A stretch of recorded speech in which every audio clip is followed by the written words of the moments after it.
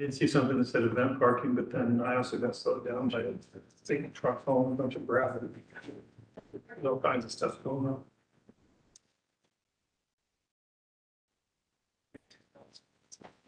All right, we're ready when you. Awesome. All right, so we can call to order the October 2023 Victorian Village hearing.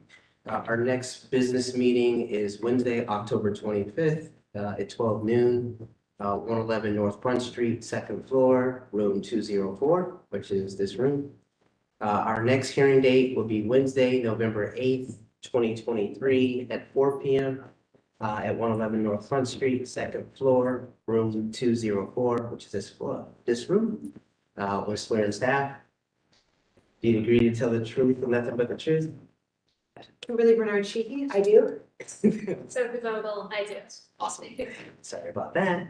I keep forgetting that we're on the record still, and on video. So, and then at the same time, we're going to introduce commissioners present. So Rob, if you can kick us off. Robert Dodson. Pete Schuler, Tim Skinner. Jeffrey Issom. Sean Conyers.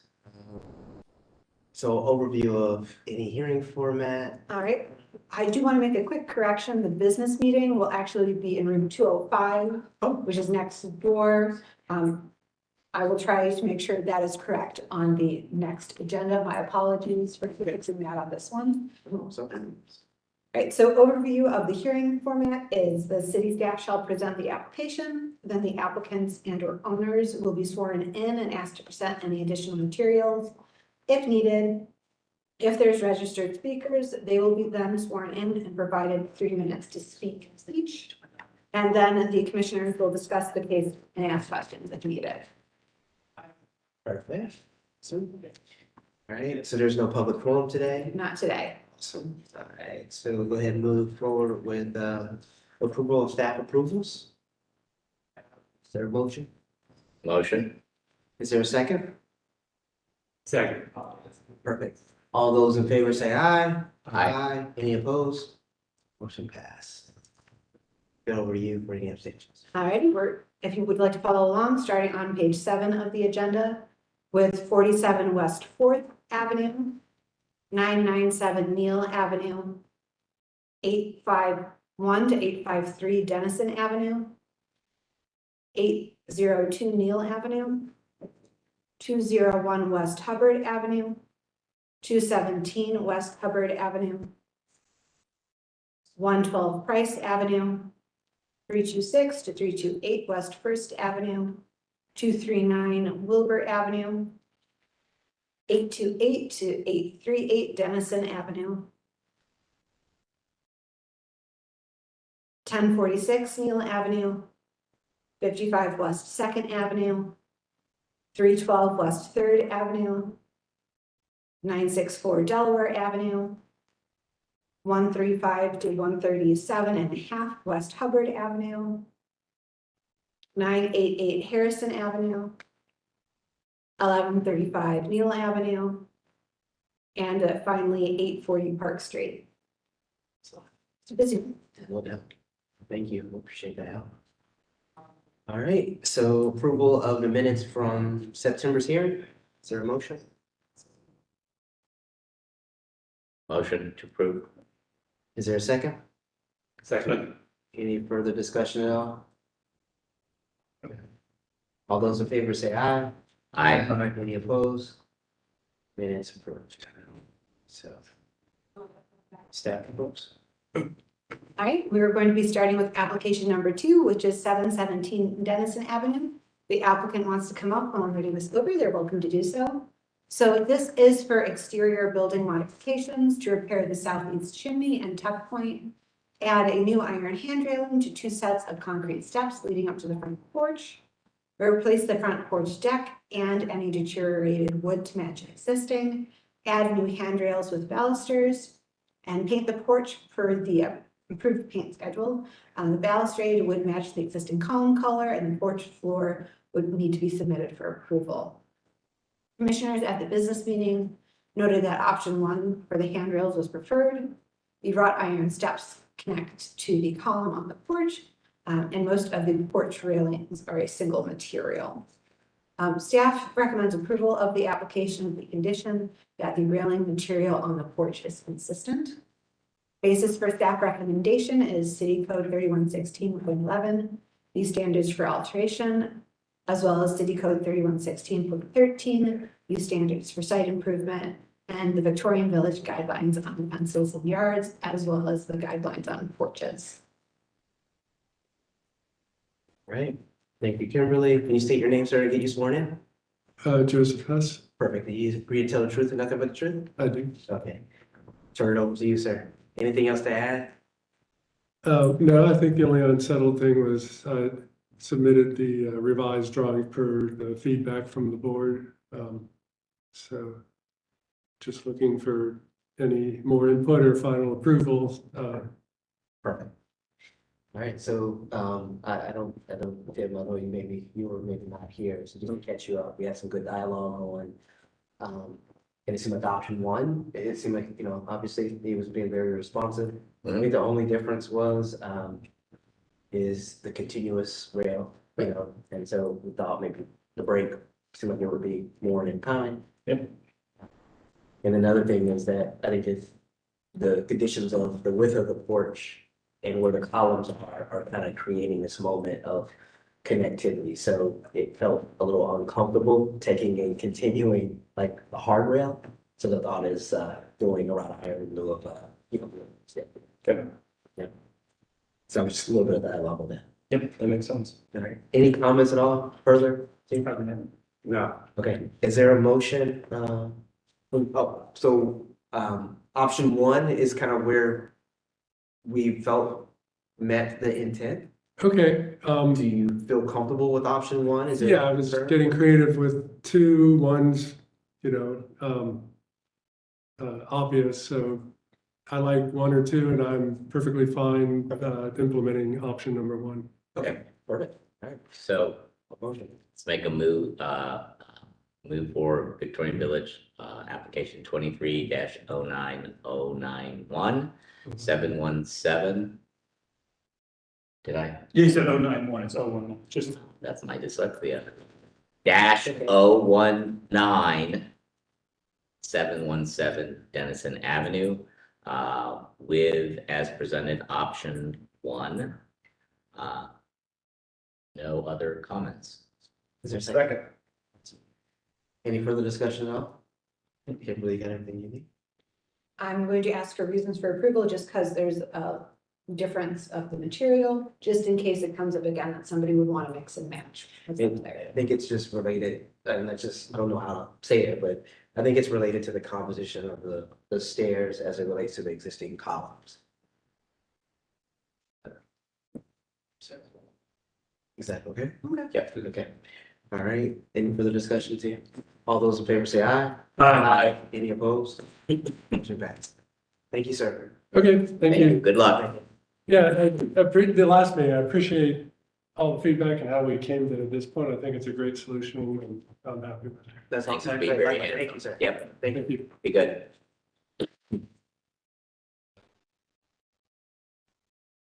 All right, the next application is number 3, which is 335 West 3rd Avenue. Yes. So this application is for exterior building modifications and landscaping. Place the existing storefront windows on the north elevation with new wood glass storefront within the existing openings. Install 2 new masonry storefront openings on the west elevation. Install new canvas awnings with steel frame tubing on the north and west elevations, similar to the existing design. There will be 3 formed metal gutters along the perimeter of the entire canopy, and to install a new patio space along Harrison, which is the west elevation, and the rear or south elevation of the building. The rear patio would be partially covered over the exterior bar with a new steel channel canopy. The area would also include a new 70-inch horizontal cedar fence and plantings. I've included commissioner comments from the September 13th and the August 9th hearings. If anybody wants to review what's been previously said or discussed. Commissioners at the business meeting requested an elevation drawing of the existing west facade. They also noted that the rear wall by where the exterior bar is going did not render correctly, and that should be updated to reduce confusion. Staff does not support the addition of openings where there weren't historically windows or doors. Concern has also been expressed by the neighborhood regarding noise. Commissioners should discuss or think about, does the design as currently proposed mitigate these concerns? Or would additional alteration be needed, such as more plant material for a buffer? Staff recommends continuation of the application to allow the applicant time to update to design to be more in line with the existing code and guidelines. Basis for staff recommendation is City Code 3116.11, these standards for alteration, as well as short north design guidelines on commercial patios and outdoor dining spaces, including the public right-of-way, private property, and the short north design guidelines regarding lighting and signage, as well as having and projecting uploaded sign guidelines, because signage did previously come up. We did have a public comment from one of the neighbors regarding some of their concern with noise, traffic, and pedestrian crossings, which I sent out both to the applicant as well as to the commission. If there's any members of the audience that do want to speak, I do need speaker slips. Not sure, but I wanted to throw that out there because I know there was some concern expressed about this application. Awesome. Thank you, Kimberly. Can you say your name and get you sworn in? Yes, hi, Amanda Dunfield with Astro Studios. Perfect. Do you agree to tell the truth and nothing but the truth? Absolutely. Awesome. Turn it over to you. Yeah. Okay, I think, we've been in conversation now for a bit on this. And really, I'm gonna ask sort of the same question as I did last time, is what is our path forward to eventually, hopefully getting approval? Understandable. So I think the path forward, I think, is addressing maybe some of the comments that have come up in maybe prior hearings, and then comments that were maybe offered at the business meeting. I think if I remember correctly, I think you were able to attend. So I think there was, a little dialogue, concerns related to existing openings versus new openings, Right. patio length and sizes and locations, noise, things like that. So I think just being able to maybe be responsive to some of those thoughts, Sure. maybe be helpful. Okay. What do you want me to talk about? So we, from the last meeting, not the business meeting, but from the last official meeting to now, we did reduce the Harrison Street side patio in both size and seats. One of the comments from the business meeting was that there was a weird masonry wall that was rendering higher. I don't know what was going on. That was a fun It was in the rendering. rendering thing. So that's fixed now. That's not there. That was not an addition. Understandable. Appreciate it. I think what else? Again, we have the canvas awnings now officially shown, and a time frame restriction on them for when they would be up or not up during a year.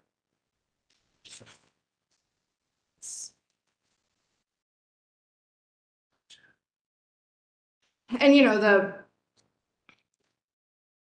I think both aesthetically and for activation of this corner, we are still proposing opening up the Harrison elevation with larger openings and windows that are there currently, but those have now all become fixed except for the door. So previously they were operable, and now they're just storefront, right? To help again address noise reduction and noise from inside the bar from coming out the street. Okay, that's very helpful. So just one clarification on the storefront that is on the north facade or the front. Mhm. You still are proposing new operable doors in those or operable windows in those locations. Yes, Okay. Okay. yeah, that would be like a nano wall system, Understand. accordion style, or of some variety. Perfect. Okay. Anything else? What else? I know that there have been modifications a couple of times to the back patio and different landscaping added and different fencing tweaked and changed. So now the horizontal cedar fence is at 72 inches on the on the east side, yes. Of the patio and wrapping these wraps.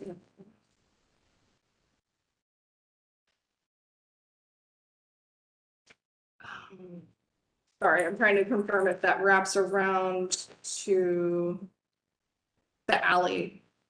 That same fence. I believe it The does. rendering on the last page indicates that it does wrap. Yes, okay, so Most of that the east and then south edge of the patio would have that taller, closed, like without any gaps in the cedar fence. And then on the Harrison side, it would go to a metal railing. Now, the comment we got, I read through all of that, that they're concerned about noise on the patio coming into their house. So I am curious to see what you all would want to see there in order to help further reduce noise. Understood. Perfect. Yeah, awesome. So maybe it's beneficial because I know there's a lot of components. And I would just write down maybe 3, and some of those might have a couple of different parts. So number 1 would just, let's just say openings, right? So if we talk about the existing opening and then we talk about, proposed new opening, let's talk about a little bit of the fixed versus operative, kind of conditions. So that's number 1. Number 2 would be this kind of canopy condition, whether it's, the canvas canopy now, and then also let's talk about the temporary walls, because that's kind of 2 components of, those structures. And then the third one is just kind of the patio, and that seems like that starts to grab a hold of the noise and materiality. Is that fair? Let's start at the back. Okay, let's do it. From a planting standpoint, or noise absorption or deflection, what are those devices? Because I don't know.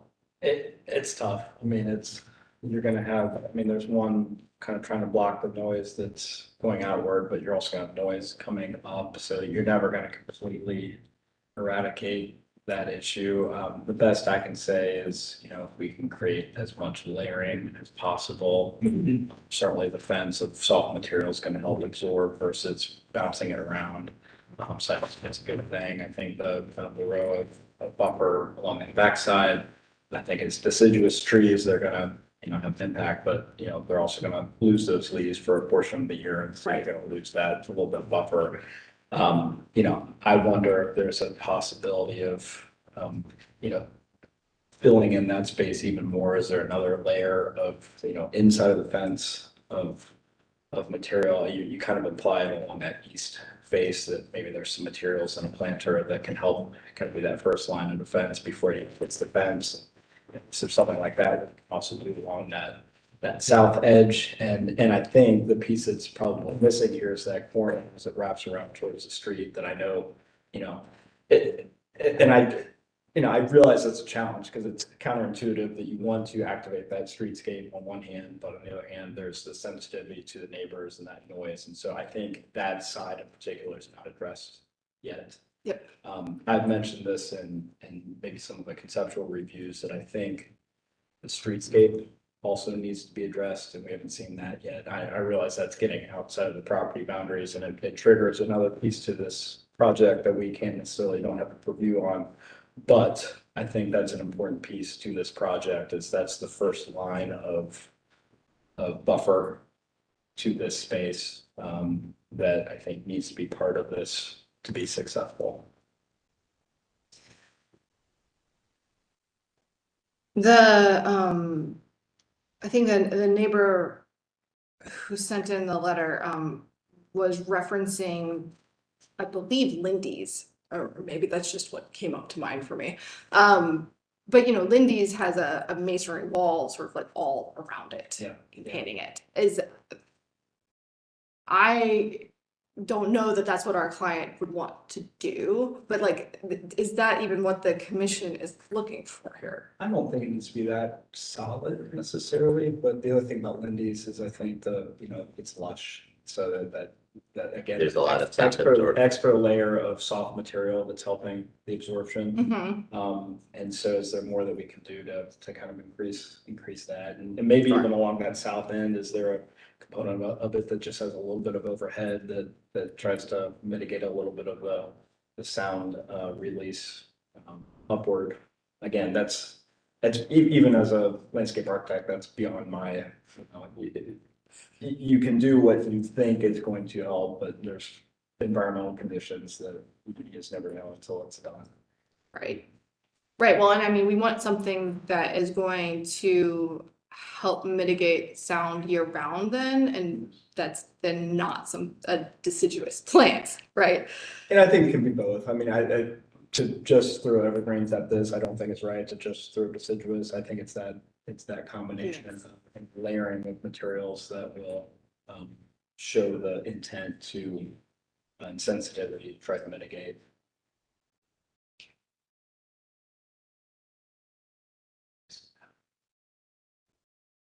So Okay. that one is helpful. So we talked about noise a little bit. Can we just touch on the extent of what's been shown? So, so obviously the north is existing.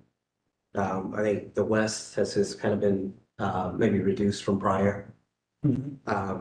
Is there any thoughts on what's being shown in terms of extents that we can, is there any concern based upon, I guess what I'm trying to say is program, you know what I mean, so. Or should that come into play when we talk about windows? I think it should come into play when we talk about I it. agree. Okay, that's fair. That's fair. I have just one more thing on noise. Yes, sir. It's a lot of people that could fit back there. I mean, it's at least, it's 30 some seats, depending on how many are in the soft seating. So I just have concerns around that and the fact that there's a bar back there, which is different than Lindy's. Not saying it can't be done, but it just seems like it could get pretty noisy back there. I don't know how you get there from the noise. Well, I kind of changed my tune on this one now that you did say Lindy's, because Lindy's not only has a bar, I'll do that. it has a seating and it has a balcony, which throws out noise over that noise. And it is lush. Yeah, And maybe. it does have canopies on the balcony, so there is a lot going on. There's a lot of activity going on in that space.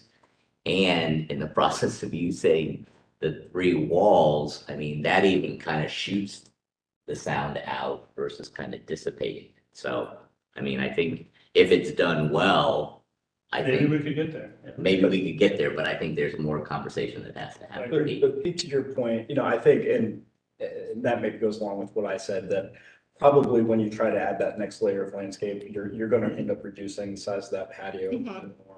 And again, I know it's some give and take, but I would really challenge you to consider that. I mean, I think it's great that you're showing an intent right now that you're not overpopulating that patio with seating, but who's to say that couldn't happen later on? I mean, if the space is there and available, it can change over time. That's something else we have to look out for. Sure.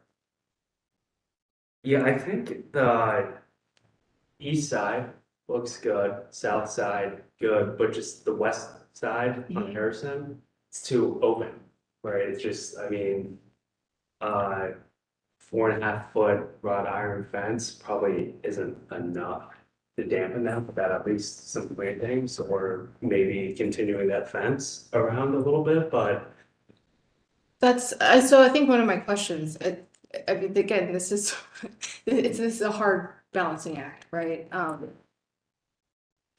We can close off that patio, but then you don't have views of that patio, which is what's activating this Or tree. you could plant trees, beautiful, hornbeams, tall, skinny, and you have space between them that gives you the access to peek through. Yeah. But at the same time, it has the ability to absorb sound, so. I think that's key on That's- the west side. It's not a solid. Yeah. Continuous treatment. It's again layering Okay. in some, Something, some. and it would make it just as handsome also if it was planted also. Yeah, It's just very exposed right now. absolutely. It Awesome. almost is that kind of funneling that you just talked about, right out onto here. Yes. All right, so that was number 3, working from the back to the top. So number 2, let's talk about just kind of canopy, kind of conditions. It seems like, that's been responsive in terms of going back to a more traditional canopy, that's on the table. And then I think one thing that we didn't really touch on last time was the temporary wall solution. So what's being proposed now is more of a time frame associated with it. Any thoughts, comments, and concerns related to number 2? Is there a picture of that? Which? And just to clarify, for those who can't find the note, I found it. It's says limited use from November to February. Yeah. It's right here. It's right here. It's like a description. I think with the canopies down, it shows up in one of the renderings, Yeah, it's, this page. Each to the six. Yeah. And that's only on the north elevation that's being proposed right now. Currently, is that, Or is that both? Is it I thought it was both? both. I think it's both. You can see it on so A6, the top right rendering shows it on both. oh, just wanted to be sure. Yeah. Awesome. So just so I understand, so that's a temporary wall. Yeah, it's the vinyl drops. It's just a temporary vinyl. Gotcha, okay, so same thing, so we're talking about. Yeah.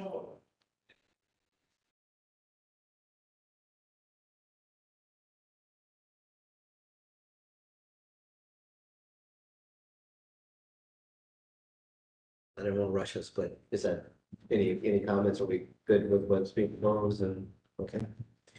I would say, I don't like it one bit, the vinyl drops, period. I mean, it just changes the whole look, it no longer looks like a historic building.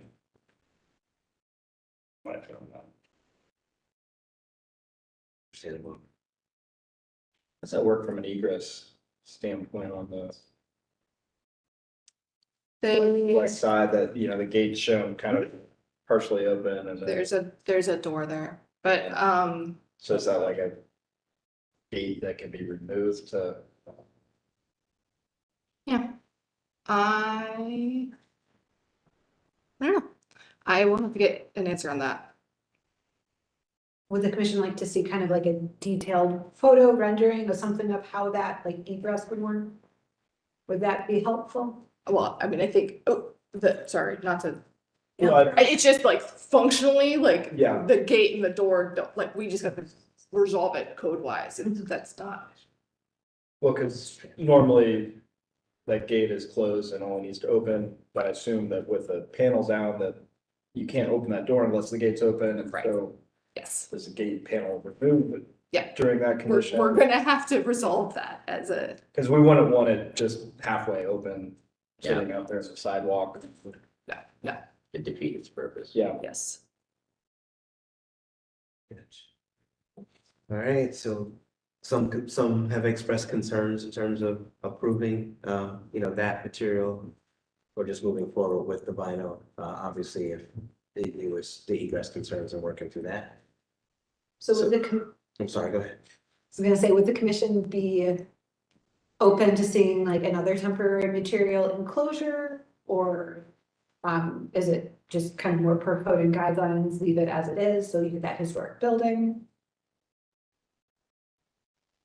Yeah, I don't know whether there's another material that's gonna change. That's kind of my Anyway, thought, I just don't know, fine, I I don't think know what's it's- out there, I just. I think it's how the commissioners are gonna fall in their decision making. Yeah.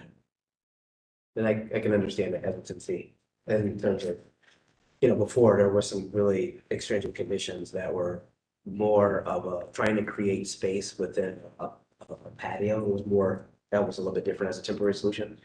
That didn't really have impact to the facade. And I'm going to say maybe the corridor potentially on High Street. And I think this one is the impact to the building as a result of creating space. I think is what the team is kind of looking. So it's just slightly different than, so yeah, but understandable. I have a question. Yes, ma'am. This is not represented here. I'm just trying to troubleshoot. Would it be worth considering enclosing the back patio as opposed to the front and side? Is the hesitation that it's like If that was, blocking the historic building? I would say if it was me and it was a limited seasonal thing, I would much rather see the back covered. Because what we're talking about is, you say that, not you, but your design team. You say, we need to see the back patio. We don't want it covered yet. You're covering both sides with these awnings. I would much rather see that back piece covered. And then the two sides open.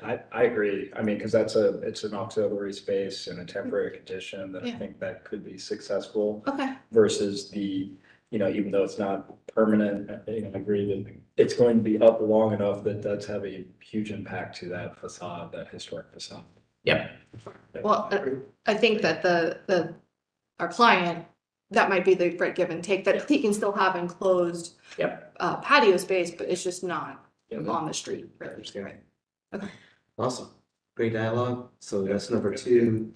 So I was going to shift to number one, which is a little bit of both. It's kind of the existing openings. So let's just take the existing openings and new openings, but let's take the existing openings first. So on the west, there are proposed new windows and enlargement of some of those openings for new windows.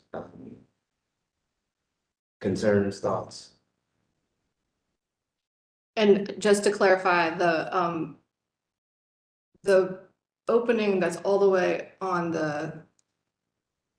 sorry, my directions here. So, On the south end of that facade yes. is actually just infilled with a panel still. That's the existing condition Yeah. that will be updated, but remain the same. Okay. Right? Totally makes sense. Okay. So I think at the business meeting, there were thoughts towards being able to support taking some of the existing openings that are currently infilled and opening those back out. But a little hesitancy in terms of creating new openings in the facade. Yeah, I thought about this and thought about this and thought about this, and I think,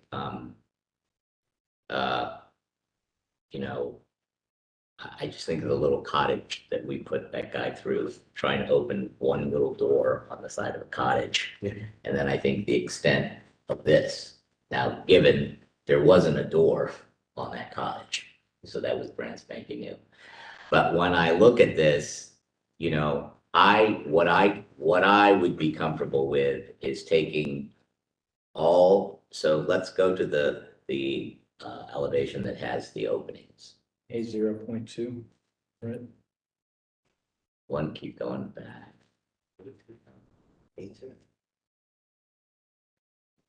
Zero. A02. Yeah. Must be the next. Right there, okay? What I would be, because I don't like to do this, but what I would be comfortable with is see the first two windows from the storefront, the entrance, making those all the way down. So it's a strip of window, making the second one a strip of window all the way down, and then the third and fourth all the way up. So instead of these big openings, we'd have existing spaces that were so you are opening Yeah. facade, but at the same time, you're not doing anything that's out of the realm of an opening that you're making it either larger, extending it down or extending it up. I mean, that would be my thought on that. I don't know what the other commissioners think.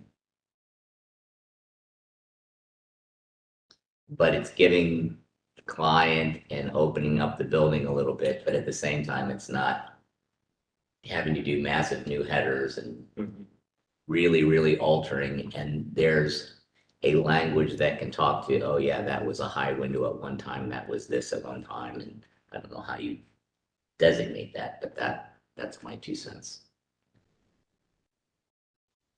And I apologize if I missed this, do we have information, or these where historically where openings have always been on this facade?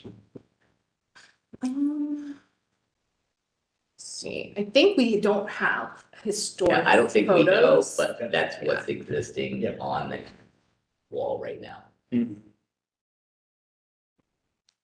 I walked the perimeter to sort of check for those tells to see if there was modification over time. Okay. I didn't see anything. Okay, thank you.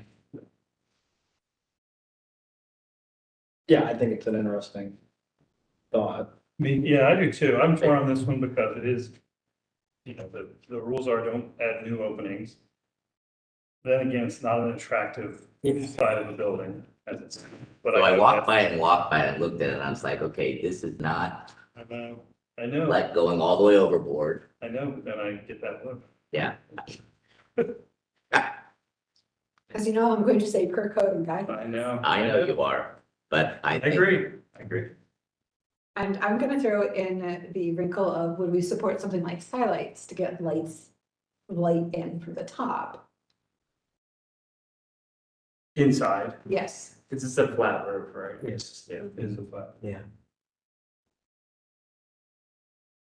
Yeah, I guess I was viewing the windows certainly bring light inside. I guess I was viewing them as more tying inside to outside. Right. So Yeah. that's- Right, it's really, I think all of this is an effort to activate that corner in a way that is meaningful for the neighborhood, right? Yeah, and there's some conversation between street and building and inside and outside, whereas with skylights, you really don't ever get that one. So other comments, I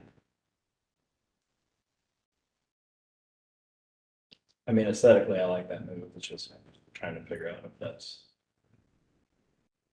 within the, trying to, if it fits in code guidelines. yeah, what is the justification there?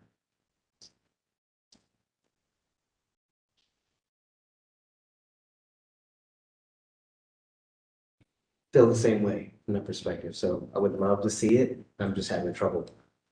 I'm having trouble putting it to the guidelines. So I think it was a good balance, being able to, again, fix windows, being able to kind of help that.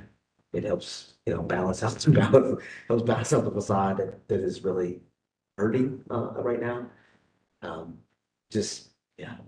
Gonna have to, I mean, aesthetically, it would really truly, because that datum around the building, it would Right. really kind of Resolve. finish the building in a correct way it would resolve. and also address it in an urban manner, I agree. but we all have these other things that are there. Understand. But if it's purely aesthetics, would we actually prefer what's been? That's all we were thinking about. Would we prefer what's been proposed? We were trying to find a way to make it work. Is this something the commission might want to see options on? Not that I want to have our applicant do more work, but if we can see it, A and B, and maybe this might move this along a little bit. That's a great question. I mean, so obviously you see like where we're headed, this thing is gonna have to get continued, right? So, I think Kimberly is correct that we don't want to create more work for you. That's not the intent. And we don't want to continue this another time. But when you get here, the hope is that we're moving this thing forward. And it seems like this is an item that we're kind of on the fence on. And so do you think that maybe an option A and a B would be beneficial to support that dialogue? Absolutely, that is, again, I think. And I'm just. Goal is we want you all to be comfortable with. Perfect. And I don't know, for me, and I'm just gonna speak out loud here, it's like, I think you guys' packet is phenomenal, okay? Thank you. But with the next effort, I don't know if an A and a B has to be represented the way you have in terms of all the renderings and all of those things. Okay. I think it's more facade related with an understanding, it may be just one view of some of this streetscape activation that, layering and such that, the team has been talking about to help resolve some noise. And that's enough. It doesn't have to be all the views and everything else. Just Okay. if that's helpful to help that support of vanity. Yeah. Am I speaking out? No, Am I I think okay you with did it? on. Okay. Just to try to shorten that. Yeah. Oh, no, I appreciate that. Okay. The thing that I wanted to say that this elevation is missing right now is the awning, Yeah. right? And what the awning is gonna do. And to I think how that that's, facade. So that's I think the, that's so where- I wasn't gonna say anything, but I said it. So now I think we have to look at the options to see what it's gonna bring us. Okay. So I think what we can provide is the existing condition, the two options, the two opening design options, both with and without Yep. the awnings. I think that'll be that's helpful. Yeah. Very helpful. And also the focusing on, the planting, especially on the west side of the open patio. Maybe to clarify my previous comment, I mean, my point is that I think it's a good design. It's not challenging that. It's about, how does this respond to the guidelines of what we're. Yep. So it just kind of compromise is taking it one step. What you guys have proposed is, when you really think about it, it's still that same idea. It's just taking it a step further. And so I don't know that we have the good answer yet on how to justify this or if it should be justified, but I think kind of working through those solutions and seeing. And it may come down to not changing it at all, Sure. but to kind of evaluate all those options together. Okay, so hearing that, I think then a third option, which would be that facade remaining as it is and at which point, I don't know if we would do a patio on that side, right? I don't know that that makes sense. That's probably true. So, Yep. So yeah, and that remaining as is, the openings don't change. It's Right. kind of the key to that. Awesome. Any concerns, because openings, I think we just touched on existing and new, but just wanted to take on the fixed versus the operable. Any concerns with the I'm fixed? okay and with that. operable? I really am. I mean, it's hard for us to say anything now that almost every storefront in Victorian Village has been augmented. I think it's I think just during some of those conversations, just understanding the product and how the fenestration Yeah. will be kind of maintained and the Mhm. rhythm of the fenestration is Sure. maintained. Yep. So I think that's the biggest concern that we're trying to uphold. and I think what we've proposed is just really replicating the rhythm that is there. Okay. Perfect. All right. Anything, that's all three of the That's it. components that we were talking through. Yeah, sure. Do you feel as though that we've missed anything that would give you, help towards this next one of potentially continuing again if we go down that route? But this is complicated though, right? Yeah. I mean, Yes. so, I'm trying to think, is there anything else? I know before that, the last time at this meeting, there was concern about seating along the Harrison side. Is that actually a concern? We've reduced the amount of seating. Is what's there now acceptable? I think a limited amount I agree. Yeah. on there is fine, assuming that we're addressing the open patio portion a little bit more. Right. I would agree.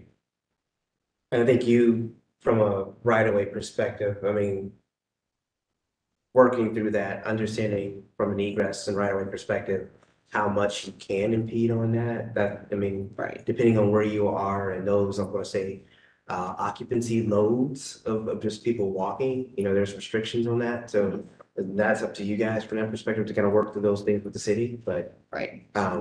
it seems like it's a lot more, a lot less occupants that will help address some of the concerns that the neighborhood had too as well. Okay.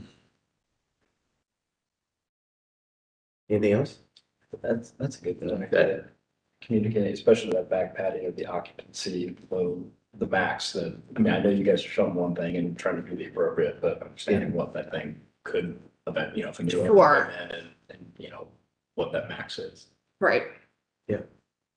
Number of egress off of that, space and, and again, I think all of these things are just related. And that's why the neighborhood is very responsive regarding that. And it all points back to program and number of people and all of these things get heightened. So I think if you, in the conversation next time, if you can satisfy these things, I think that would be very helpful moving forward.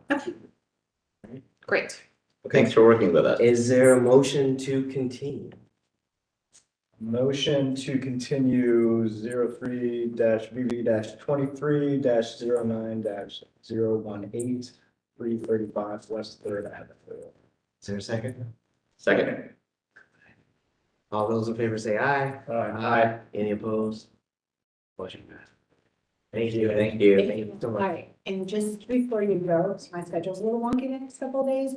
We'll have a week from today in order to submit additional things for the November hearing. Sophie will be your probably point of contact in getting everything set up and emailed out. But just so you know, in case I'm a little slower than I think I'm going to.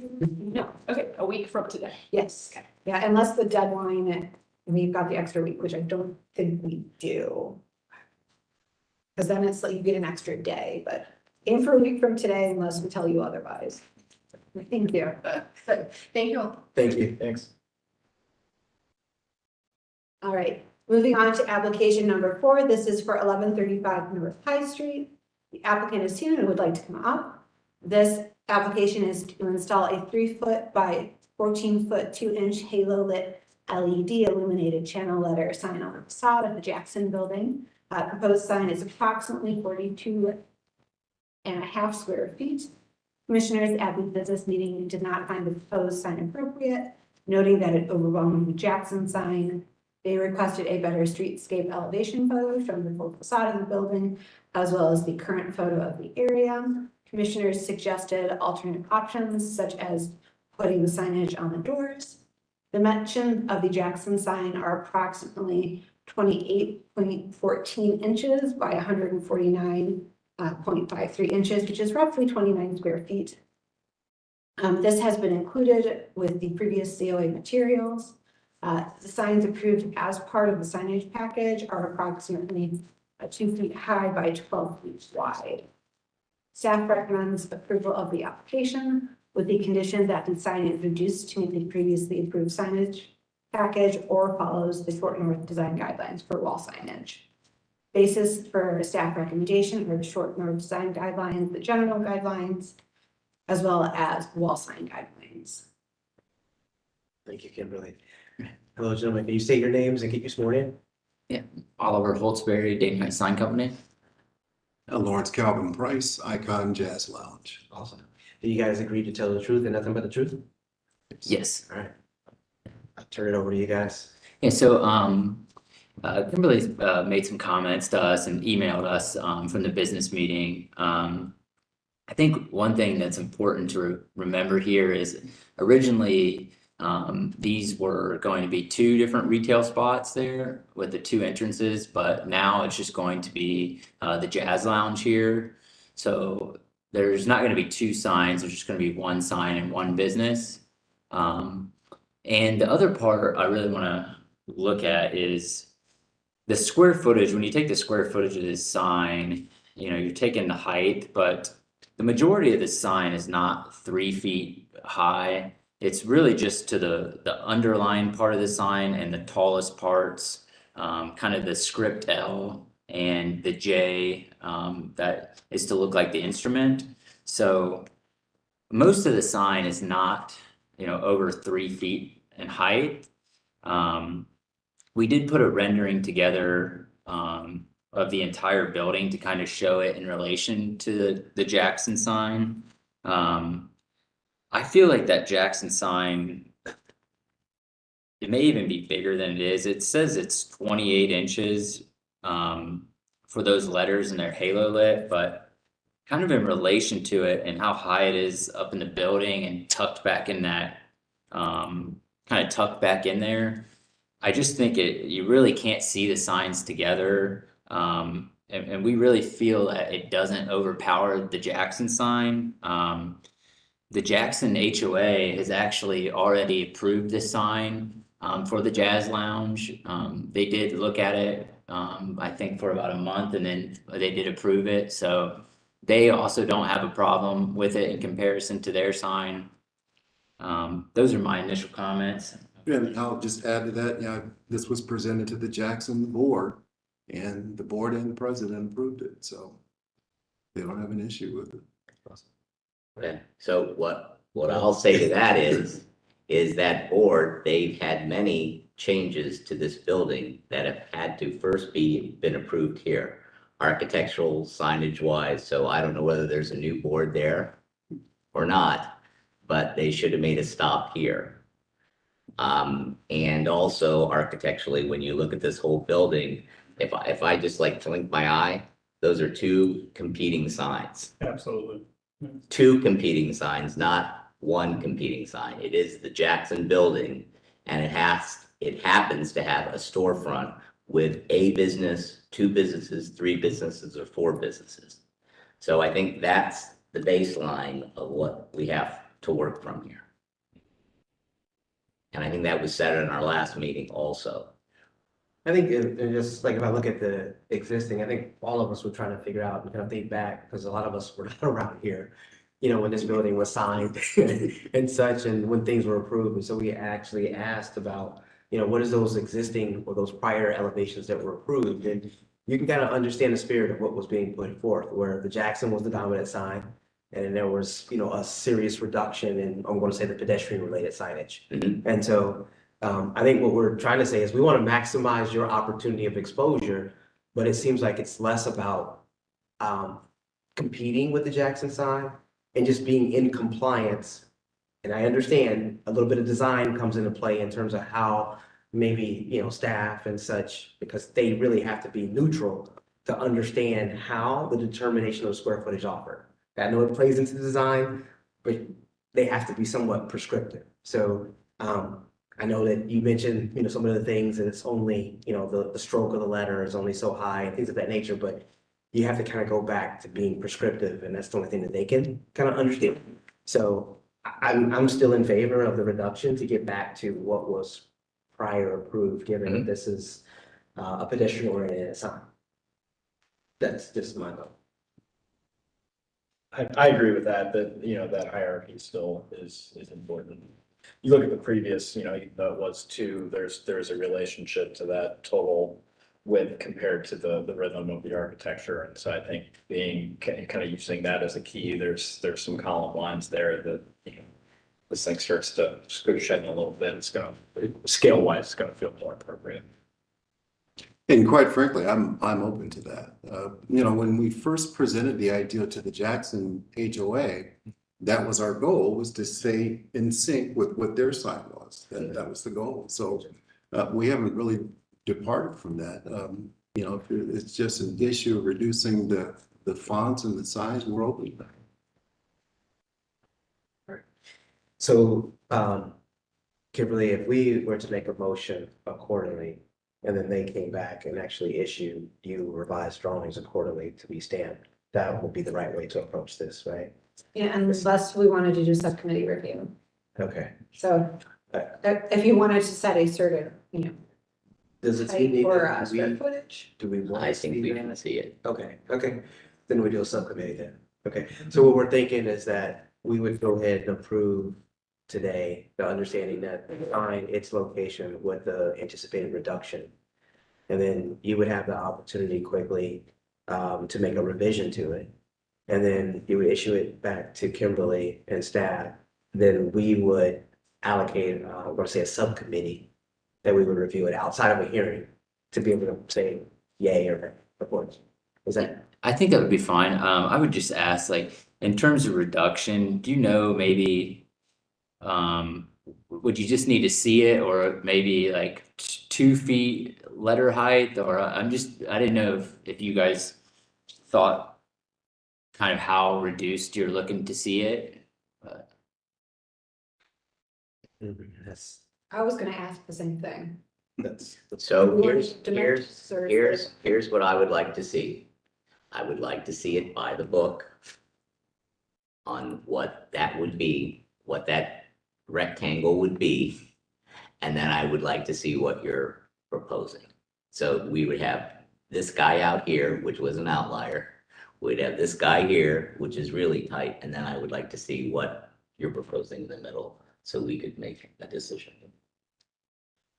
So two options, basically to show you guys Okay. going forward. And then Kimberly, can you just, is it 29 square feet is the requirement? Or like, what is the requirement again? Just to, I'm sorry. Yeah, because that's, I think that's to Jeffrey's point, that's what it's 25. 25. Okay, thank you. I'm sorry, I should have asked. No. Just have the booklet flipped open. I understand. So 25 square feet is kind of that, I'm gonna say that datum. But then obviously what he's asking for is what feels comfortable considering what was previously approved as overall signage package for the building, right? Well, and then the only other game is, and they brought this up. It was two storefronts, now it's one storefront, so is one part of it 25 and one part of it's 25, or is the whole thing? That's, I think it's per sign. I think it's per. I think it's Per sign. Yeah. Per sign, yeah. okay, This is one sign. so you're gonna get more visual if you go per sign. They just happen to be closer together, but two separate businesses would wanna be. Yeah, Do you think we have enough to? This looks a little tricky, but that's okay. All right, You got this. okay, you got it. All right. And so is there a motion accordingly?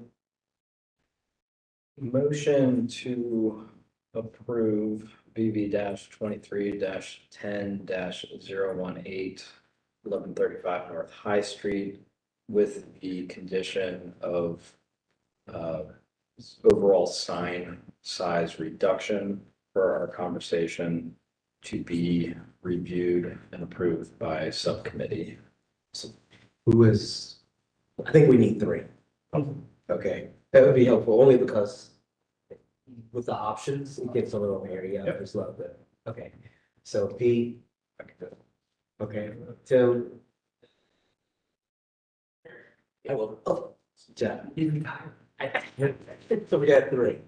damn it, Kevin. Here we go. Is there a second? Love it. Second. Any further discussion? So you guys are clear, You right? did that on purpose. So we got a subcommittee. Perfect. Okay, all those in favor say aye. Aye. Any opposed? Motion pass. Thank you. Thank you. Real quick, please email the Victorian Village Commission email address and we'll email over the updated drawings, just in case I end up going out on leave. That way Sophie can take over and it's not just lost in my inbox. Absolutely. I'm looking forward to seeing all of you guys there, by the way. No doubt. That's All right, moving on to application number 5, which is 828 to 838 Dennison Avenue. This application is to remove the historic porch columns and replace with aluminum. At the business meeting, the commission did not support the aluminum replacement as an option. They doubted the column details could be replicated with aluminum, though details could possibly be replicated in fiberglass. HBO staff conducted a site visit on September 7th. It was concluded that most of the columns were in good condition, with the exception of the bases and some of the column bases, which have been deteriorated. 2 of the column capitals are being held together by wire, and another is missing portions of its beading between the base and the capital. Staff would support replacement of the southmost column, which has had its interior exposed to the elements, but repair may also be an option as it's not badly deteriorated. The applicant has supplied an alternative wood column, which has been included in the materials. Staff recommends retention and repair of the columns in like kind to match existing. Staff does recommend approval of the application with the conditions that the existing wood columns are retained and repaired, and any replacements will match in like kind, and cut and product sheets or drawings are submitted to staff prior to issuance of a certificate.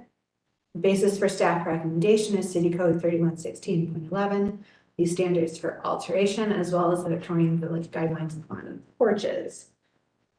And I fear I've read this out. Do we have the applicant here for 828 to 838 Dennison? Oh, man. Oh. I'm the next one. Okay, so I'm just gonna note, we'll need to circle back to number 5. Okay. And we can discuss what we're doing there. So number 5's not here, so number 6. Sorry if you were waiting on me. No, we thought somebody was coming before you, so I have got to read your staff report. Okay. So this is 988 Harrison Avenue. This is the demolition of the existing concrete block garage. Commissioners at the business meeting know that this has already occurred due to an emergency demolition order, but we still have to approve it. And the new construction of a new single-story 2-car frame garage on the existing foundation. The garage would have 4-inch lap smooth hardy siding with 3.5-inch corner boards. The man door on the west elevation would be a 6-panel door, while the garage doors would be 8 feet 7 inches aluminum doors. Shingles would be the GAF slate line. With a proposed shingle ridge vent, the garage would be painted cyberspace to match the house. Commissioners at the business meeting suggested using a 4-panel man door on the garage. The door design reference can be found in the Victorian Village guidelines. Staff typically recommends 4-inch corner boards for new buildings.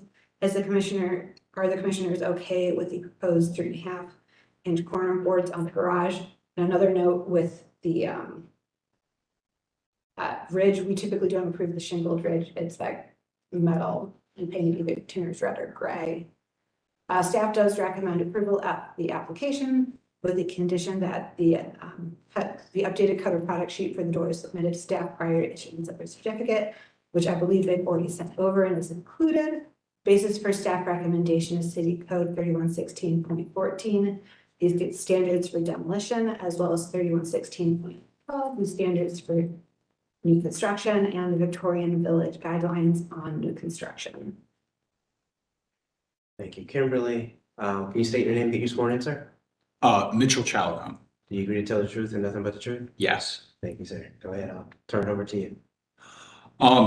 In February, my garage was destroyed by a huge tree falling on it. Otherwise, I would not have demoed it and rebuilt it, I promise. And I just want to make a garage that is the same size using the same foundation to the commission's exact liking. I just want a good looking 2-car garage. I've worked with my contractors and Kimberly's been really helpful to just get your guidance and tweak the application. We did use the guidelines, but still your feedback was really helpful to get us there. And I'm willing to do whatever it takes so you all find it appropriate. Okay, awesome, thanks. Cool.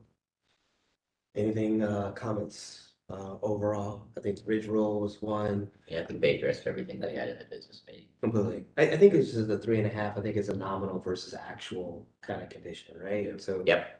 It's a, say a 1x4, and the reality of it, it's, it's 3.5, from that perspective. So, yeah, that's just my take on the little nuance there, between maybe the contractor and what we are asking for.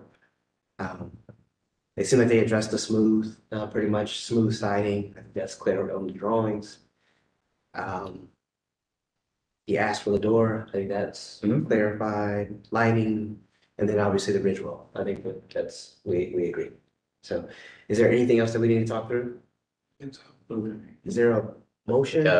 So I do have a question. With the ridge roll, are we okay with the asphalt, or are we asking for the metal? We're asking for the metal. Yeah. Alrighty, so it's changing up for the metal ridge roll, which is standard, okay? Absolutely. Okay, Do I need to get anything tweaked in the PDFs that you all have to get the COA? It's in here. okay. Yeah, I just, okay. I was like, I thought we already tweaked that. Yeah, it's in there. Okay.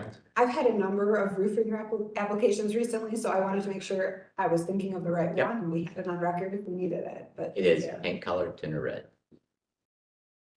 So make a motion for Victorian Village 23-10-020988 Harrison Avenue as presented. Second. Perfect. Any further discussion? All those in favor say aye. Aye. Any opposed? Aye. Motion passed. You didn't need that? No doubt. I'm a bit new to this. A question, I think what my contractor needs to begin building is a certificate of appropriateness. Yes. Will I then receive that via email in Yes. a few days? Yeah, typically it's about 3 to 5 days to draft the minutes. I've got some out of office stuff, and if I have Next things week. over to Sophie, it might take a little bit longer. So expect it in about the next week if everything goes well. We'll also stamp your drawings, because typically for a building permit, you need a stamped set of drawings. So you'll have a COA, and then you'll have this drawing with a red stamp on it as well. So we'll email that over. I appreciate that very much. I just know I'm trying to tell the contractor when to have his pen ready. That's why I asked. Thank you, Steve. Thank you. Thank you. Appreciate it. Good luck, man. Take care. All right, we're going to move on to application number 7. This is 965 North High Street. This is an exterior building modification to replace 4 windows along North High Street with a folding glazing system to service the outdoor space. The proposed modification space would be approximately 17 feet by 2.5 inches wide by 11 feet 8 inches tall, modifying the existing windows into doors. Commissioners at the business meeting wanted to know if the art was still in the space above the patio. If it is, then that piece should be shown in the renderings. Staff recommended approval of the application as submitted, with any and all clarifications to be submitted to HBO staff for review and approval prior to issuance of a certificate. Basis for staff recommendation is City Code 3116.11, the standards for alteration. Thank you, Kimberly. Can you guys state your names and give you sworn in? Stephen Brennan. Brian Riley. Do you guys agree to tell the truth and nothing but the truth? Yes, I do. Kara, what do you got? I'm sorry? I'll turn it over to you guys. Okay, so my name's Stephen. I'm here as the architectural representative. This is Brian, who works for much of the tenant. When I figured out we were coming today, I asked Brian to come along also so he could speak a little bit about who Metro are and what they do, since they're going to be a new tenant to Columbus. So if you'd like to hear about that, he's here to speak about it. If it's brief, no problem. Yeah, I'll make it super brief. I actually brought packets. See that I'm not allowed to come up there and hand them out, so I'll leave them here so you can kind of tool through it. But Yes, sir. this just explains who we are as a restaurant group and how we work well inside of our communities that we operate our restaurants in. Yeah. I'll leave them here for your review. Great, appreciate that. Thank you so much. So the scope of work is all tenant work, and it's limited to just 4 panels of the existing storefront. The intent is to take 4 of those panels and drop the sill to the slab, and then use the existing header that's already there to create a retractable opening to improve connectivity between the tenant space and the dining area at the patio, which in turn creates a better connection between the tenant space and the streetscape. The entire scope of work is within the palette of the existing materials. So any modification to the opening will match the existing storefront in kind completely. The rhythm of the storefront matches the existing rhythm of the existing storefront. And any handles or visible elements to the storefront will all be matching the existing materials. Awesome. Any thoughts, concerns, questions? So I thought about this one too after the business meeting. And I think that obviously this is a new build.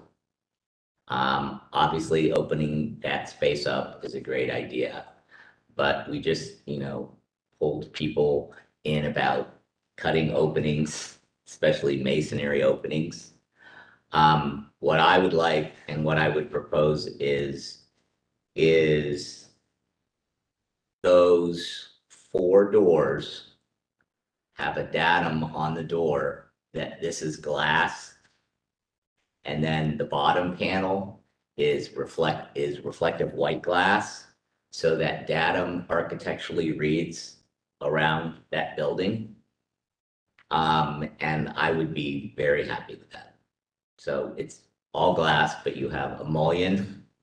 Yeah, no, I understand. You're continuing the architectural language on the exterior, no? Yes. I get it, yeah. And I think that would serve us well.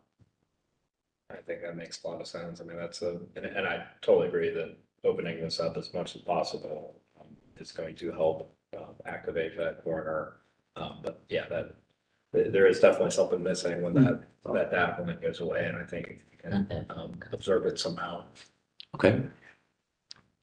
All right, so yeah, you're looking for a horizontal mullion and then with a opaque panel beneath. Yeah. Anything else? Okay, And as close to the value of the brick as possible, so it doesn't In terms of its color. Yeah. stand out. Oh, yeah. Yeah, I agree. Well, thank you.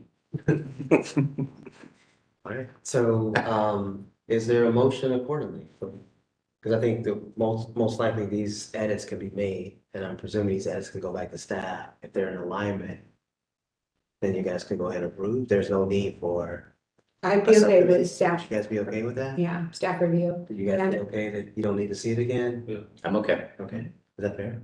That's fair, and since Jeffrey did bring up that we had another application on this agenda with the openings, and I've heard in the discussion what some of our reasoning is, I will add that in. Okay. Because we've stated that it's a new build, that, you know, we're going to continue kind of that architectural language, and I'll add that in as a note. Perfect. Very helpful, very helpful. So is there a motion? Motion for VB 23 10 021 965 North High Street as submitted with the condition that the new openings include a sill that is at the same level as the current base, and below that sill is a opaque glass treatment that in color matches the brick as close as possible. And just for clarity, that opaque material, that is still glass. That is not, Yes. we're not looking for metal or anything like that to Correct. match. It's glass. I just wanted to be sure, Yep. because Yep. that is another option from a manufacturer. I just wanted to be sure that we don't get that. So that's all that's why I asked you. Okay. Is there a second? Don't listen to Kevin. Hey, I'm gonna make sure it doesn't happen. So, I don't agree with it. I just want to make sure. Awesome. Any further discussion? Awesome.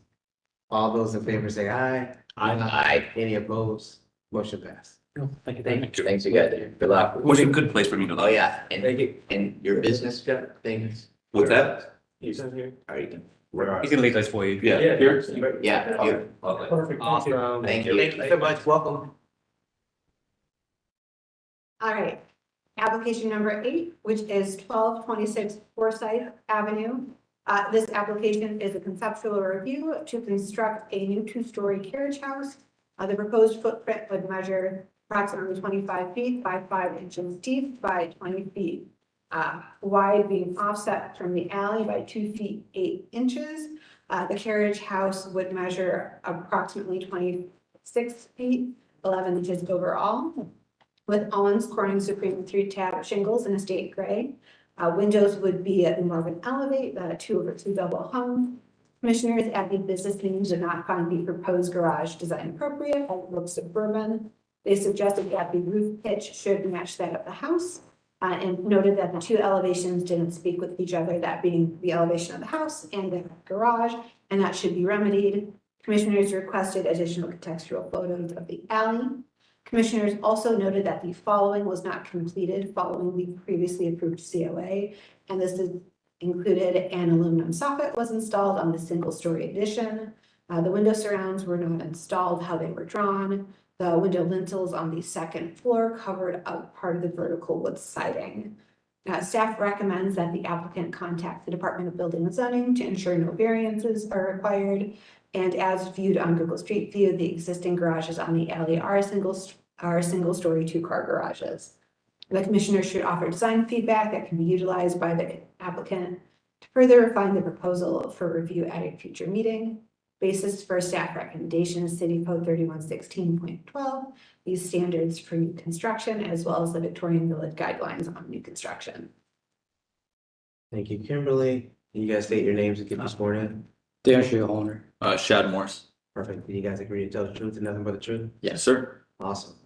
So, that's, We're back again. no, no, it's not. And more. Great. No, it's okay. It's okay. We had great conversations, leading up to this. So first of all, congratulations on the project moving forward. All right, so that's awesome. So, so we got two components. So we got, some of the existing things that I think some of us noticed from looking at some of the photographs, great progress. There was just some oddities of, you know, that we wanted to kind of talk about. And then the second item is obviously the carriage house. So, are you guys clear on the items that we observed and maybe where there was some shortcomings on what was maybe shown on the plans? I just kind of confused. That's the window you guys talk about covering that vertical siding. That's the egress window. That's because that how much space it have. Because I know a little bit doesn't reflect how shown on the drawing. Well, codes have changed over the years, so now we have to put egress windows in that actually meet code. Unless I put a smaller window, otherwise I will not fit the egress window in there. Yeah, we wouldn't have passed city code then if we wouldn't have put Smaller. the smaller windows in. Yeah, and I mean, I think that we understand that, you know, you gotta satisfy code. Right. But I guess what we're looking to is the drawings that we're currently, I'm gonna say that we felt like we were approving. We thought all of those things were kind of figured out from that perspective, so that's what we look at. Okay. So typically, if there's changes in order, you know, as those drawings evolve or as field conditions evolve because of certain things, those modifications typically come back because they change what was priorly approved. So, so I think we were looking at the back elevation and those kind of windows that look like they're taller. Yeah. And now you're into, the trim is now into the siding that we were trying to keep and maintain. So that was just one of the items that jumped So out. should we cut it off and make it, that top piece smaller? So it stays underneath the trim pieces? Would that be a common ground to? In the other, we cannot do anything other that window. Do we have a picture of that condition? I believe so. Yeah, there should be, Yeah. It's nothing we can do to So- satisfy both zoning. It might be worth hopping out of this view mosaic to go to the PDFs because we're in the previously approved one and we might have to bounce back and forth between. Yeah. Yeah, there we go. So why wouldn't we have just lowered the window? You cannot. There's only, you have to keep it so far off the ground. I can't put a window on the ground. It's a safety issue. It looks to me like it's the trim piece. Yeah, the trim. Yeah. It's a trim piece that's covering it. So I'm saying, if we just take the trim, well, it's, the window is almost to it, so you almost lose that whole top of the piece though. So I'm gonna get up real quick and point out, I think what the commissioners are talking about first is not so much the windows down here. Right. Yeah, we're on the same page, yeah. We understood. Yeah, I understand what they're saying. I just don't know how you want us to, because the second floor, that window is only 12 inches off the floor as it is now, maybe 14 inches off the floor. If I put it any further down, it's gonna be on the floor. And then you have a safety issue. So let me ask, so did you cut those? No. So just taking off the top trim piece Right. and I think it's gonna look funny though, don't you? I think it's not gonna look finished. No, That makes you work So a lot it appears, and it is, I think this is now, let's go ahead and circle back to a couple months ago. Yeah. I wanna prove a point. I just wanna prove a point. I know, zoom in on that I'll zoom really in for quickly. you.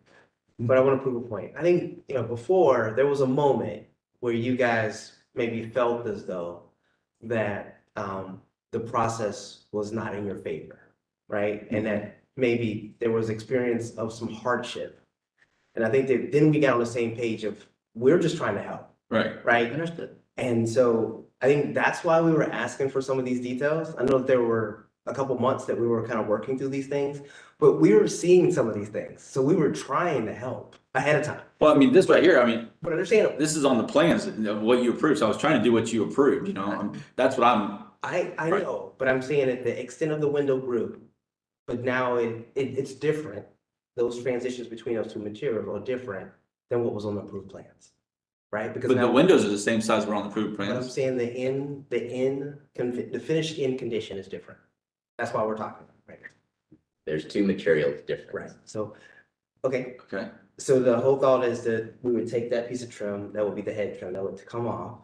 okay. And then are you thinking that you would scallop it to maintain that kind of dark siding? Because it's Well, gonna be so I think out of there's, frame. so I think there's two things. There's, I think that you take this piece off, you have your drip, and the scalloping goes across. And sort of overhangs that, or this finished piece Painted. is painted dark. Hmm. To resolve that. Yeah, if you take it, Just paint worry it, about why. just paint it, right? Just paint it the same color as that top piece? Is that what you're saying? Yes, That would be one step in the right direction. Yeah, well, and I think, it, to be particular about it, I think that trim piece is actually two colors. I think one follows exactly the lower part of the vertical dark Okay. color. gotcha. And then you're gonna have just a reveal line of what the window trim is, so. Okay, so where do you want the bottom of where the bottom V is? That's what I just wanna make sure we're exactly, so when I send a painter up there to paint this. So I think that, You know, like that, you guys, Yeah, So the top of the inside of the V. Is that what you're talking, is that what your point is? is it the top of the V or the bottom of the V? I don't know. at the bottom, maybe. I think that if you do the top, it's gonna leave more of the white in there and it might look better. I think the top. Like this, so it'd be the top of the peak, this peak up, this Yeah, part. because if you squint at it, I think if you squint at it, I think it would be the top of the V. Okay, Because it's the dominant color, it's the dominant color, so I think it's the top. so that piece just becomes a two-tone piece. If that was- Yes, it's a Okay, two-tone. Okay, because I understand the water management issue, yeah. they're addressing as tough. Yeah, Yeah. So, that's probably the easiest and best way to. Okay. What do we do about the soffit? So, So I went back and looked at the approved plans, and the plans, that's what it calls for. I was clear about the upper, we fixed the upper. right, We got the U-shaped gutters on, just like you requested. The bottom part on the plans, that's what, and when we were in the meeting last time, I thought we said we were leaving it as is, and then the top, we were fixing the top. I thought that's what we discussed last meeting. I remember the shape and the geometry, I just can't remember the material in terms of I'm gonna say in the rate where this goes up, being vinyl. I think that was the only. Remember the geometry and being enclosed because of the existing, addition was such. I just can't remember vinyl, because typically vinyl wouldn't be something that would be approved. That's all. I think that's what we were responding to. Okay. Well, it was noted at the business meeting, it was aluminum. Yes, or aluminum, I'm sorry. And I can't tell, it looked like it was aluminum or vinyl, as far as the top. It's vented soffit is what we use. It's to let the eaves vent to get circulation up through there. Yeah. Okay. Just might have missed that detail, that perspective. Any thoughts then on that one? Okay. All right. We'll shift to garage. Okay. Okay. All right, so garage, any thoughts or, well, I'll turn it back over to you for garage. Yeah, the garage, I mean, just because of the space, I wish I knew it before. I had enough space, got two kids, right? Family, really doesn't have enough space. It's like build a garage and the carriage house is the office. I wish I knew it before. Once everything built, it was like no space. Means that main house is like to build a carriage house in the back, so can use for office. So you said the roof line is not the same. So do you want it steeper? Is that what you're asking for? No, Like kind of like the house is steep? And it makes sense, and so what I wanted to offer is you guys an opportunity to just present anything that you wanted to on the garage. Okay. And then I think our hope is that maybe some of the commissioners can offer maybe some comments in terms of their reactions. Okay. Not necessarily have a back and forth too much just yet. Yeah. So let those comments kind of come out.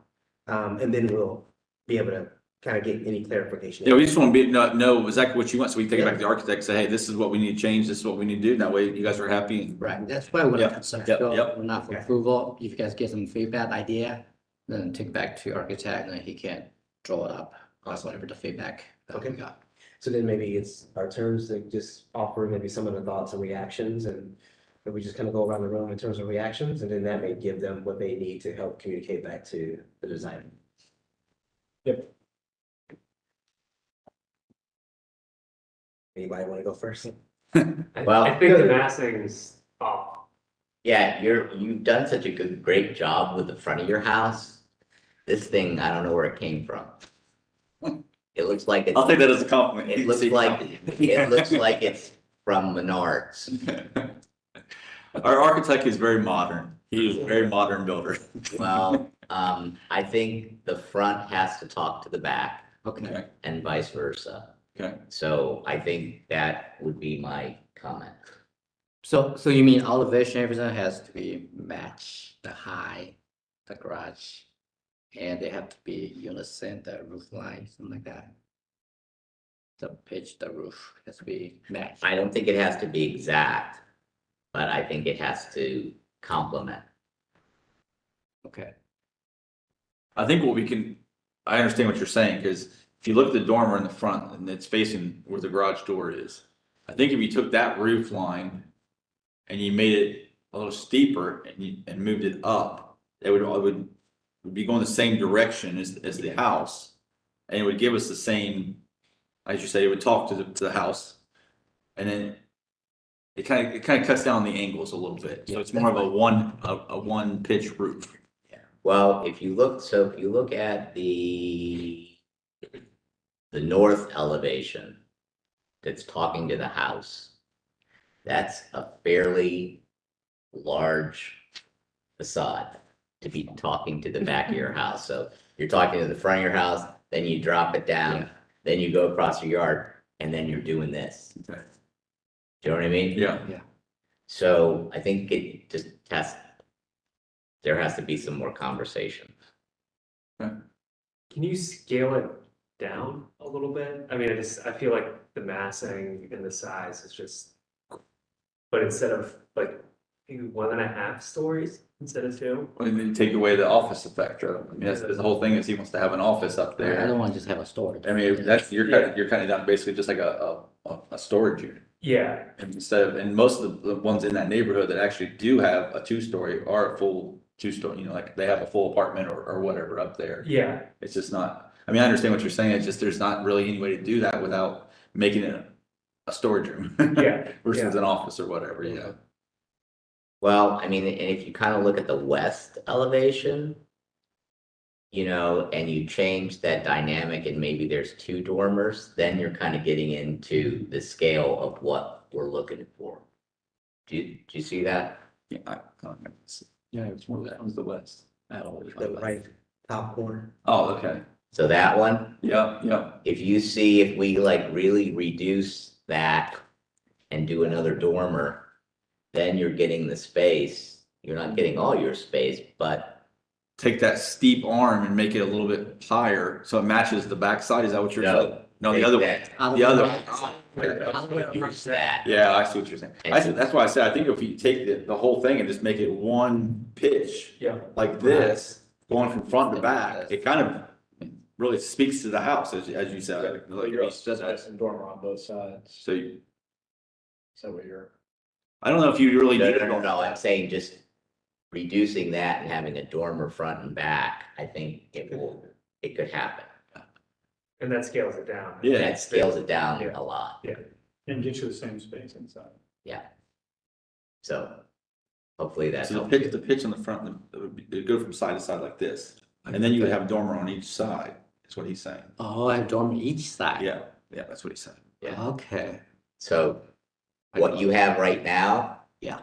It'll crank down like this. And you have Right. 2 dormers. 2 dormers on both sides. Yeah. Gotcha. Yeah, I can explain that to Nick. Yep. Yeah. But I think along with that, there's the Proportionality, of that yeah. dormer.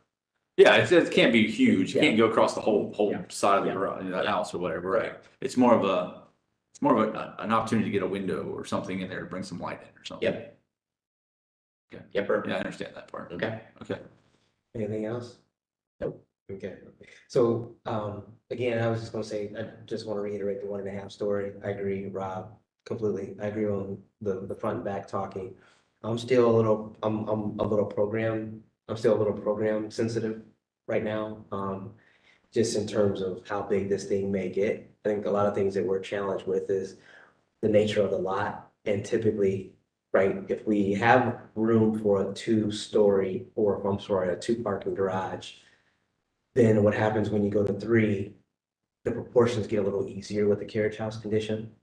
And so those are typically on the larger lots. So when we have 2, really need to be sensitive about what this thing looks like and the scale of it.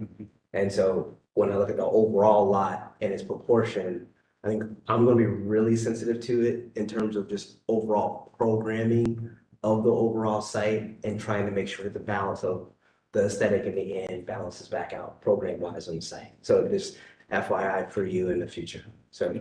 And as a commission, as we go more Yeah. towards additional dwelling units, that Correct. is gonna be a reality. Correct. We need to really focus in on the details of these and the scale and what it proposes. So, Well, the good thing about this being a carriage house, it only, this, I believe it's, I don't know, the dimension, probably 22 by 22, 23 by 23 or whatever. 5 by 26. Okay, so it's not, it's pretty much a standard, almost a standard garage. So it's not gonna get any, hopefully, like I understand what you're saying. You don't want to go 30 feet by Yeah. 25 feet. And I think that sometimes too as well is that if we're trying to get another dwelling unit on a site or on a lot, we just really need to They be push sensitive. program. You're pushing so much program that it's hard to resolve some of the things that we're talking about aesthetically, right? And it just comes to a point where it's just too much program. Right, If right. we can resolve it, if it's just, we just reduce the program. So just want to be sensitive to that. And I think we've had some conversations on some residential sites related to that. So I just wanted to go on record and say that.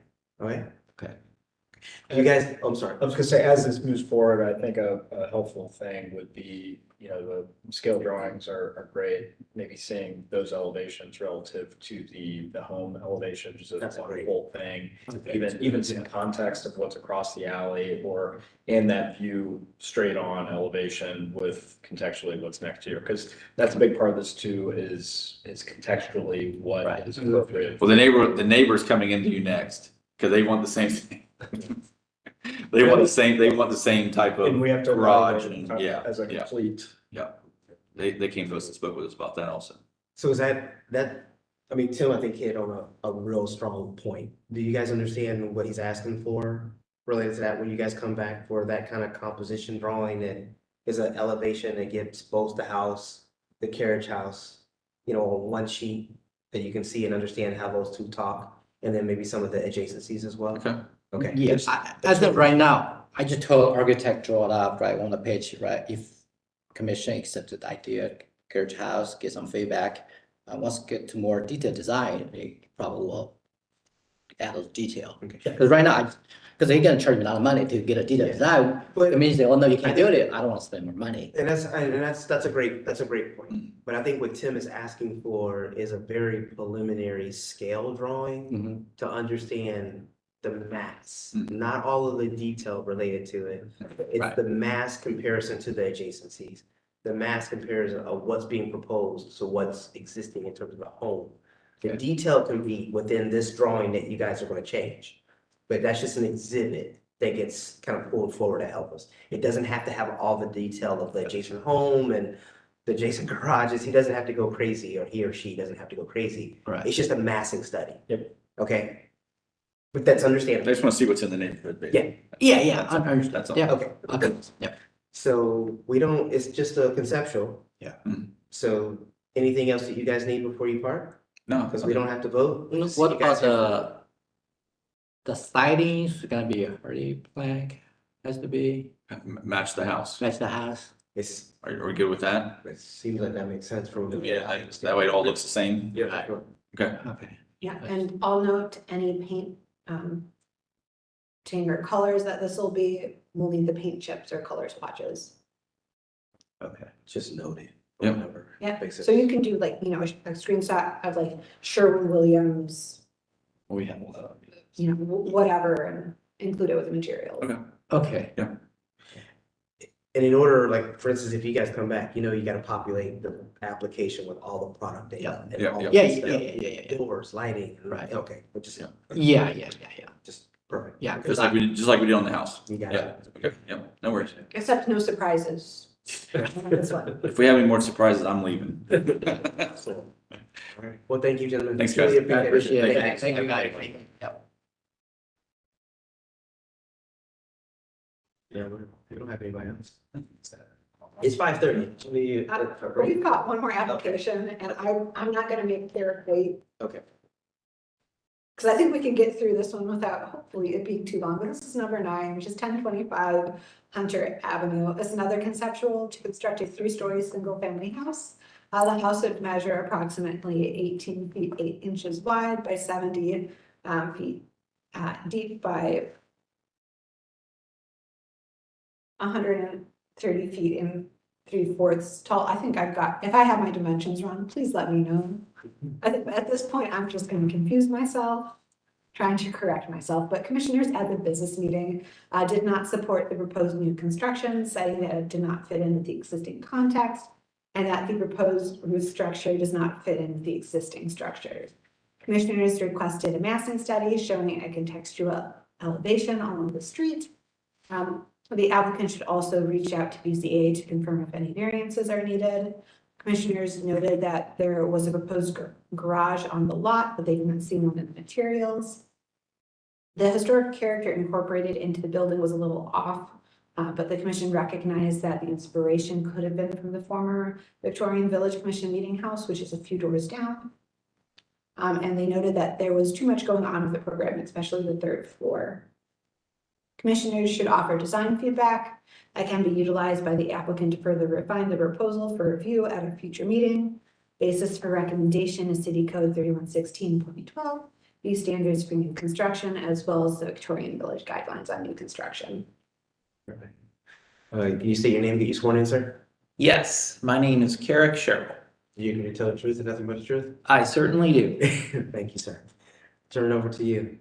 Let's just talk about the height and the 3rd floor and whether we should just punt because I'm sandwiched between a fairly low 2-story building and a 1.25 story building or whether I can take some cues from other buildings, a few parcels to the north, which have, a 3rd floor, as limited as that might be. Obviously on this parcel, I'm fairly narrow, so getting a roof pitch that's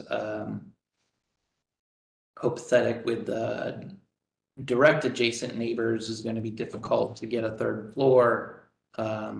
So can I get some feedback on that? And if it's quick and everyone says it's impossible, then I think the next thing I want to talk about is the footprint and how much of the site I can use in order to achieve my client's desired program. Is that enough direction to give me some feedback? That's perfect. Awesome. Sure. I guess for me, it's not as much about the overall height, it's just the distance of everything, the shape, and that 3rd floor feels kind of tacked on. And you show kind of and then there's a couple of them across the street that have that steeper pitch and that partial 3rd floor, and it just feels like that's probably closer to the inspiration to achieve. Yeah, I mean, I haven't been through those homes, but Zillow has a handful of them and none of them actually have access or a stair to those peaked roofs with the windows. So I imagine that they're generally not occupiable. Probably correct. I guess my big thing is when you're looking at the original facade and the Italianate wraparound, and you're looking at the new facade, I don't see any correlation. You're basically putting something around this thing. And I think you need to, I personally think you need to make some reference to that original facade and how that wraps. And then behind that, I could see a tasteful third story because it is far enough back and it is an alley and there is some things going on. But I don't like the whole idea that I don't even know that that house existed. Do we have an original facade? Yeah, look, That's next door. It's existing, right? oh, that is. Yeah, I think you're talking about the neighbor. I'm sorry. That's I okay. need to back up then. Well, so then if that's the case, I think that I would say that that facade, I think there's an opportunity for that third story, but it really has to be pushed back and you really have to articulate it differently than it's being articulated now, because now you're almost extruding the whole building. It's like it's this, and you're just pulling it as far back as you can. And I think it just needs some articulation. Because I think it's value that I've seen some very nice projects, and now I got to think about where they are, that they've actually done that, where it's been pulled back. So, and because that lot from the street, you know, it's fairly steep as you look up. Yeah. It's not like you're looking Yeah. at it. So I think your opportunity, if you pull it back, you have. So a fairly significantly pitched roof in the front that terminates more elegantly into something that's a covered roof access would be approachable if I can figure it out. I gotta hide it better is what you're saying. I think you gotta pull it back and you gotta hide it better. Okay. I think that's what I would say. I don't know what the other commissioners say. No, I mean, I would entertain that for sure. And I think we just like we were just talking through those concept studies of the elevation studies of kind of understanding the mass and conditions of, you know, the streetscape. What does that look like? How can you balance that? I'm going to even the two-story element in that roof condition that you're talking about. I want to see that, understand that, and then to that same degree is how you turn the corner and how that thing disappears, but still offers that program. I think right now you probably got too much program, you know, what you're trying to accomplish. So I think I would like to see that and understand that a little bit more. And then my last comment is the south elevation where you pull it back and it has this really kind of big exposure. I don't know what that will give you depending on what your side lot constraints are. That's my only other thing too. I mean, that's your concession where you're trying to articulate, but at the same time, it's odd. I'm not gonna argue with any of your comments. I'm not gonna make excuses, but you know, sometimes we're asked to do things in a very limited amount of time. I get it, and that's why we go through this dance. Yep. I mean, and you've been through the dance and we've had successful projects, so. Yes. Okay, Before we punt. Sure. Is there anything else to help? Okay, perfect. I just wanted to be sure that everybody was heard. Okay. yeah, the footprint, I mean, if, let's say in a world where I go with a front and a roof pitch that is more similar to its near adjacent neighbor 1029, the one to the north, is the depth of the building, does that become a concern? As long, I mean, I don't plan to pass the 50% lot coverage threshold. I guess one of our comments when we were talking in the business meeting is we don't see reference to a carriage house or an additional building on the back of the lot. So I think we need to talk about that at the same time. If we're talking about this building, and are you going to do a large carriage house? Are you going to do something else? Because then we can talk about the whole lot. Sure. I can't tell you what happens in the future. My client and the current owner plans to maintain ownership of the parcel. and the parcel to the north. And the garage is shown in footprint only, not in elevation or Well, anything. that, so Will remain just garages. We don't plan for any large carriage house there. So if the body of the building was 2 stories and extended, I think it's actually just like about 3 more feet. So it goes from 70 feet to 73 feet. I think our current plan is to kind of have a covered exterior space on the first floor and let the second floor hang out over it. yeah, well, I guess that I would say that if you're gonna build this spectacular house on this empty lot and you're gonna come in and just say you're doing a 2-car garage,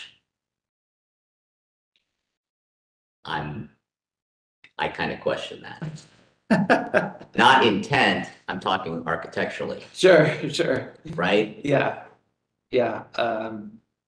That's- Yeah. That would be my question.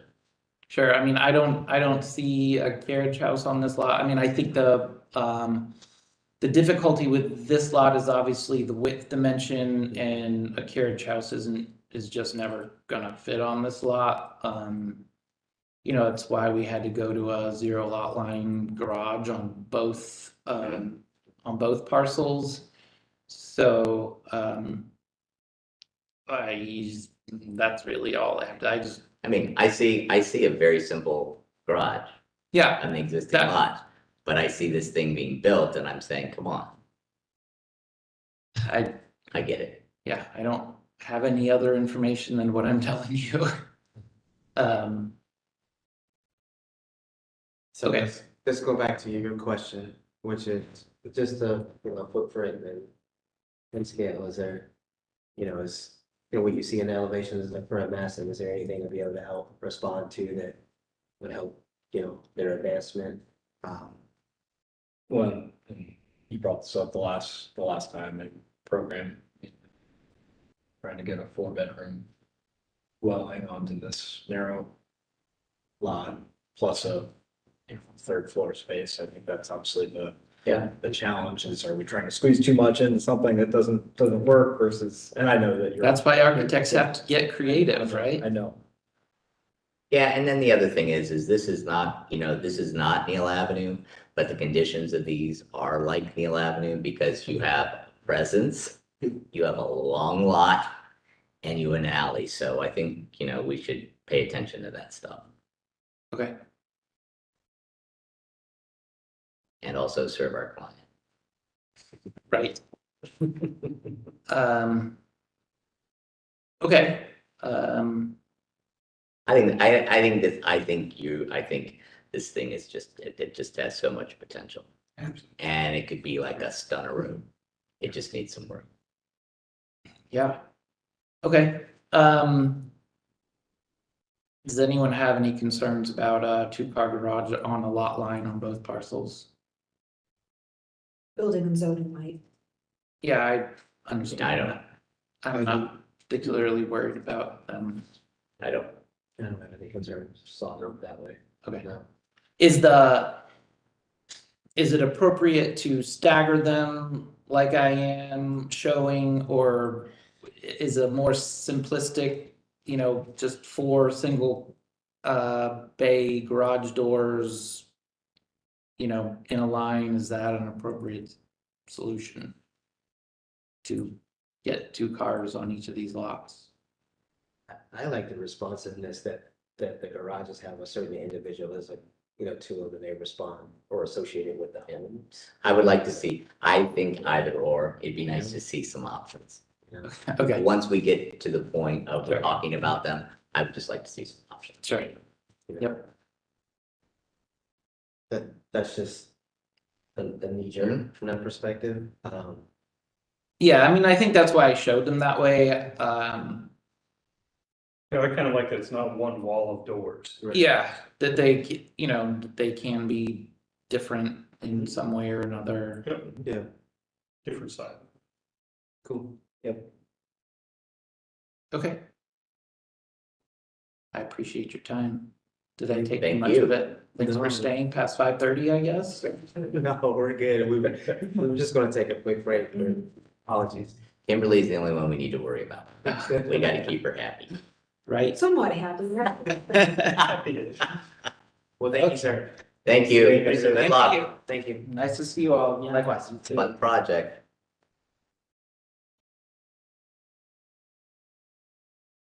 All right, we've got a couple no-shows. I would like a quick break just in case we get into any discussion with either of them. Okay.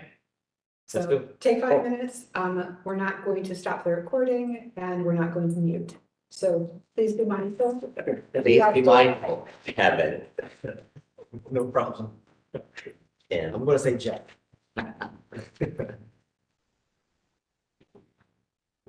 So, stop. Thank you.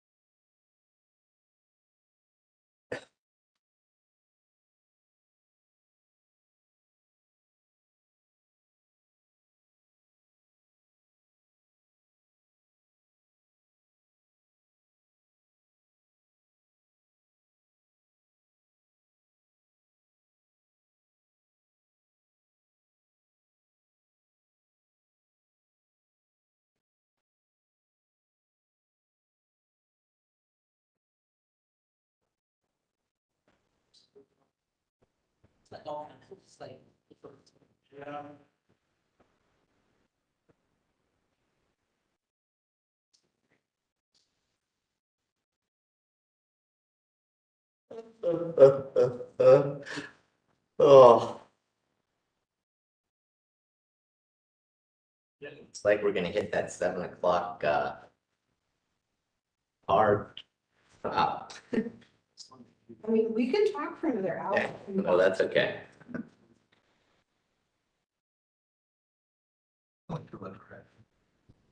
Yeah, and unfortunately, we don't have any. Hour. Yeah, a year. Yeah, well, I'm surprised.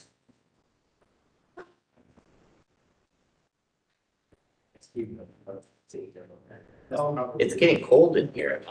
Is that? No. Or is it? It is. It was very cold in the building this morning. So we got pretty worried. She's been reading some of the. It's kind of chilly. Great personality. That's great. Yeah, that's fine. It is. I didn't miss having English stuff.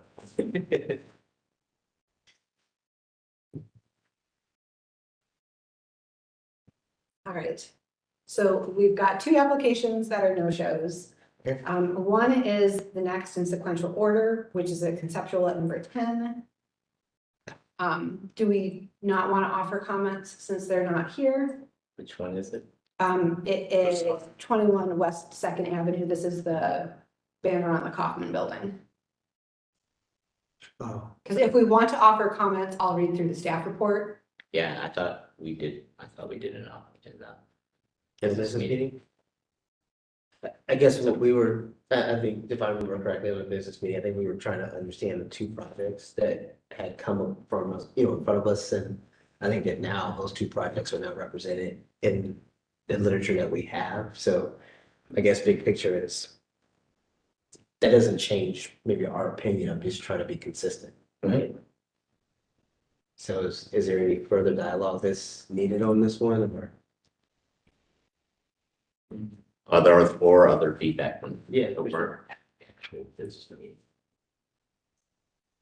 So. Doesn't mean we do. Yeah, that's a great point. Go ahead, Kimberly. Office staff. And then that was Tim, because Tim wasn't there. Yeah. Then that offers an ability. I wasn't there. Oh, I'm sorry.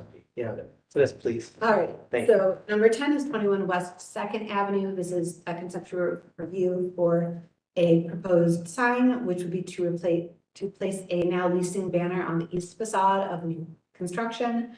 The banner would be approximately 60 feet and a quarter inch tall by 15 feet and 8 inches wide. Materials would be printed on a 30% banner ad mesh with 2-inch webbing. Grommets would be every 24 inches on all sides for attachment to the building using 1-inch eye bolts and industrial zip ties. The banner would be attached with the 1-inch eye bolts placed on areas where the facade is a metal panel. And on the brick facade, the banner would be surface mounted to masonry joints. Commissioners at the business meeting did not support the proposed temporary banner, noting that it was approximately the size of a billboard and they did not find it appropriate. Duration of display is needed to be included with temporary applications. Commissioners wanted to be consistent in their approval of temporary signage, noting that signs have been approved at the Lux as well as the Jerome, which is Dennison 3rd, and they had some sort of temporary signage. HBO staff informed the applicant that they did not support the banner as proposed and encouraged them to adhere to signage requirements outlined in the Short North Design Guidelines. The temporary signage approved at Lux and Jerome has been included with materials. As approved, staff would not have supported the signage that is at or was at the Jerome. Staff recommends that the proposed sign is no longer than 25 square feet, which is the maximum size of a wall sign, is pedestrian oriented and notes a duration as part of its approval. Commissioners should offer design feedback that can be utilized at a further for the applicant to refine the proposal at a future hearing. Basis for recommendation are the short North design guidelines on signage, specifically the general guidelines, the wall sign guidelines, and the banner and flag guidelines.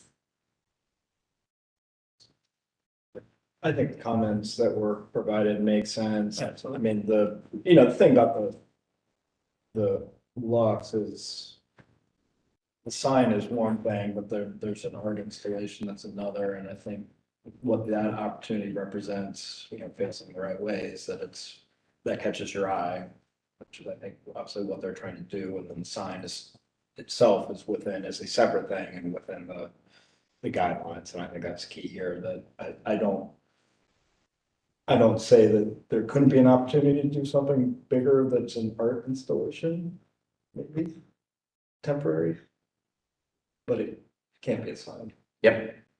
I think that's a good comment. I agree with the comment that it looks like a billboard. Exactly. And it was just kind of remembering the history of the Jerome is, I think that we felt like the compromise was trying to accomplish what they were trying to do from a leasing perspective. Yep. But we wanted to so we said, hey, at least needs to be responsive to the architecture. And so I think that was that's how we were able to try to help support their leasing objectives is we were a little bit over the 25 square feet, obviously, but we scaled it way back to at least be responsive. So I think we still feel the same way, or at least I feel the same way. I'm sorry. I would agree. Okay. Anything else? Nope, I'll give him a brief little summary. Okay. I'm kind of surprised that they didn't show up and I didn't receive any communication from them. No worries. They didn't specify duration in any of this, right?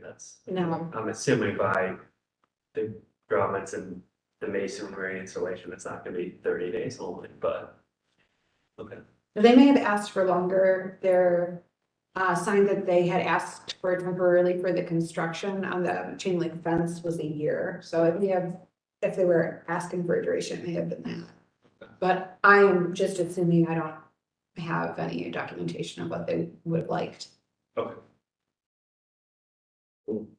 And I can't remember, what was that duration? Do you know, remember the duration with, on the drone? Was that 6 months or? I don't believe that said. Okay. Cause that was a discussion point for sure, just kind of thinking back. I mean, it's been a long time, but so I think that's still relevant though, that I think that this series of comments that you've heard is that there will be a certain duration of time that will be assigned to this, that it's definitely temporary, so. Yes, the Lux came with a pretty big sign not that long ago, right? And they wanted to do a whole year on that. And it was like a banner sign. I think so. All right. Yeah. So. Okay, helpful, Yes. thank you. Alrighty, and then do we want to circle back to number 5 to continue that since the applicant wasn't here? Perfect. So. I know you submitted some additional information, but I feel like we should have the discussion with the applicant before we act on it. Yeah, continue Victorian Village 2310-019-828 Denison. Awesome. Is there a second? Second. Any further discussion? All those in favor say aye. Aye. Any opposed? Motion passed. There you have it. Do we have any old business or anything like that we need to talk through? Just one quick item, probably following after new business. For the October 25th business meeting. Just be aware that there might be a fire drill beforehand, so if you're a little delayed getting into the building, Okay, that might be the cost for it. okay. Gotcha, It should, if there is one, it should have already cleared up by then, but okay. Okay, don't come too early, please. gotcha. Okay, no worries. Awesome. Anything else? Unless you want us to be able to navigate it. There you go, no doubt. Or something. Being a participant. I think such tornado drills, but we had a active warning during. Don't anyone panic. Is there a motion to adjourn? Motion to adjourn. We're done. Oh, wait, no, we need second. Second. Second, okay. All right, all in favor, say aye. Aye. No objections noted. I don't think those objections will be noted. All right, and let us wrap up for the recording devices here. Cool.